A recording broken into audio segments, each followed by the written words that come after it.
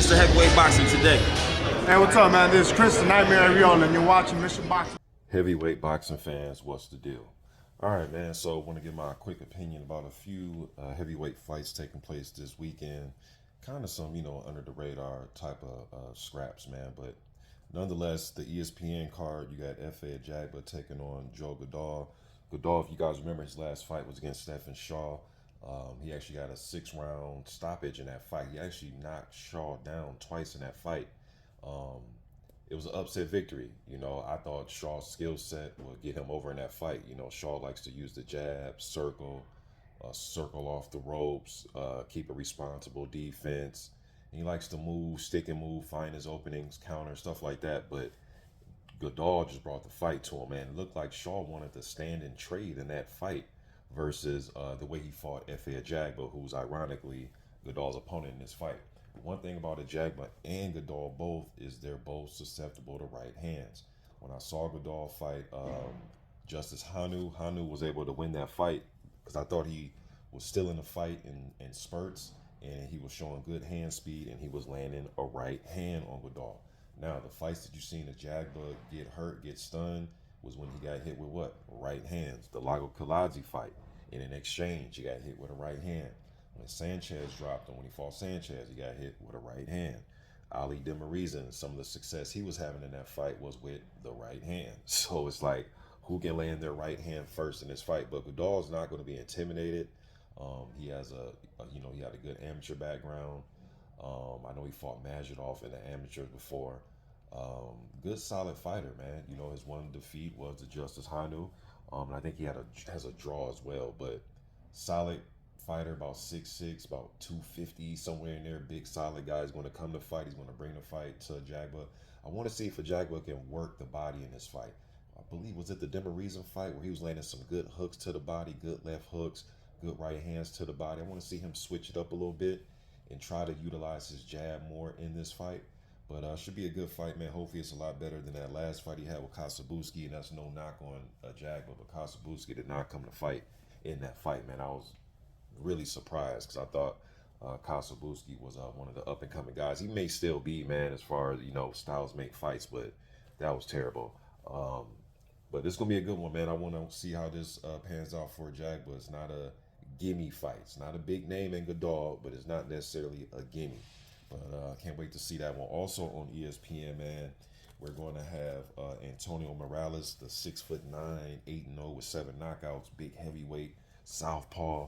Now he is taking on Skylar Lacy, right? So Skylar Lacy isn't just a showcase type of opponent. He's 7-0 with 5 knockouts.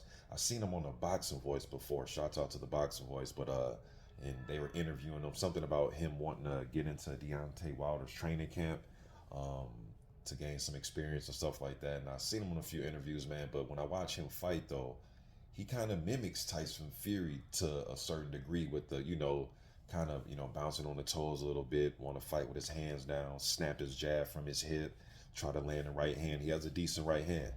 But this is going to be his toughest opponent to date in Mireles, man. Mireles, I know he fought Patrick Nayate, so that's a tough opponent as you're coming up. But this is definitely going to be Skylar Lacy's toughest opponent, man. So, and Mireles wants to land a big left hand, and Mireles wants to land his right hand. It's an interesting little prospect matchup here, man. Mireles is going to, he's the house fighter, top rank.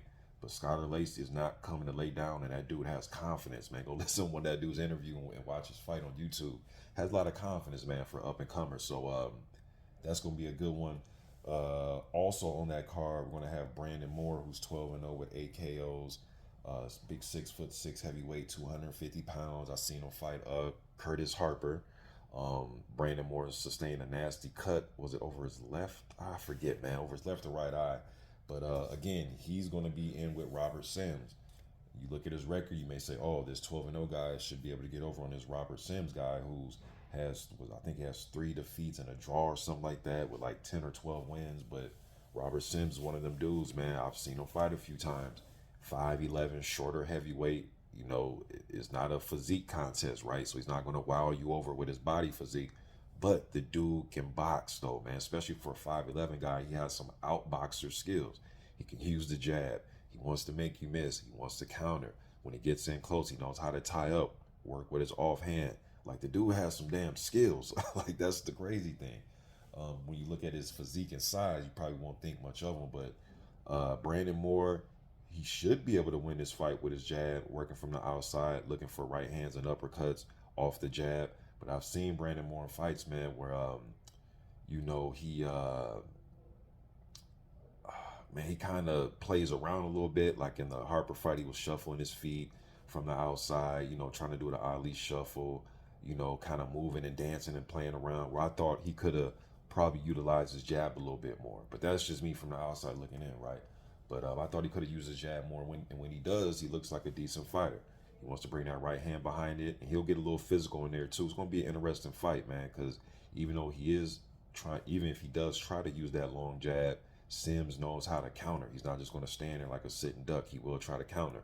But will Moore have a jab and a right hand waiting for him behind that jab when Moore does try to, or I'm sorry, when Sims does try to counter?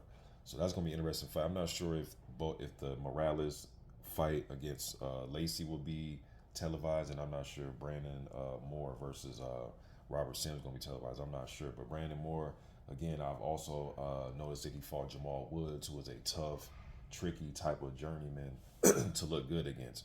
All right, but it's gonna be interesting. Little 2 or 3 fights on that ESPN card, man. Again, I'm not sure if those last 2 fights are going to be televised, but Ajagba will be. All right, and then also taking place today on another card, on the Don King card, you got on that Don King card, Chaney taking on Trevor Bryan. All right, now with Trevor Bryan, man, I've been making videos on him for some years, and Chaney, to be honest with you. But with Bryan, man, I think this is his 4th fight. I think I counted. This is his 4th fight since 2018. In a fight he had with BJ Flores, where he looked phenomenal in that fight. He looked really good in that fight. The Derek Rossi fight's another fight years and years ago, where I thought he looked really good in those fights. Now, what do those 2 fights have in common? He weighed between 230, 227, around those weights, anywhere from like 227 to 235, like somewhere in there. That's where I think he looks his best, because he looks light on his feet. The combination punching is still there. He fights in spurts a little bit, but to me, he was much more active and just much more fluid at those weights, man, in my opinion, in 2017, 18, around those times. Now, recently, man, like the last fight with Daniel Dubois and all this, the 260 pounds and the 268 against Jonathan Guidry and the 267 against Romain Stavern. I just think he'll lose a little bit of weight, man. You know what I'm saying? But should be a good fight. Chaney, last fight, his one defeat rather wasn't his last fight, but his last defeat, split decision against George Arias. I just thought he got outworked a little bit in that fight, and that's the reason why I think the judges gave him the fight. But Cash did a good job of using his jab in spurts. Thought he could have been a little bit more active, and maybe the decision could have been reversed in his favor. But work the body a little bit more. But you just stay on that jab, man. Stay on that stick and look to land that right hand. His last fight, he did get a stoppage. Yeah, I believe he got a stoppage victory. Against Matt McKinley. Interesting fight, though, man, between Chaney and Bryan. I think Bryan's going to come out and try to be the aggressor because he's been in the bigger fights. I think he'll come out and try to dictate the pace. So I think Cassius may be on the trying to counter in this fight. But Cassius, you guys remember, man, he had that big KO that went viral, you know what I mean, a few years ago, man, on ESPN. So he does have the home run punch, but Trevor Bryan does have the experience of, bigger fights. And this dude has sparred hundreds of rounds with Shannon Briggs and all them dudes down there when the heavyweight factory was popping down there in Florida some years back. You know what I mean? So, and Chaney has his, fair share of guys he's been in there with too, but Bryan has been getting really good work over the years, man.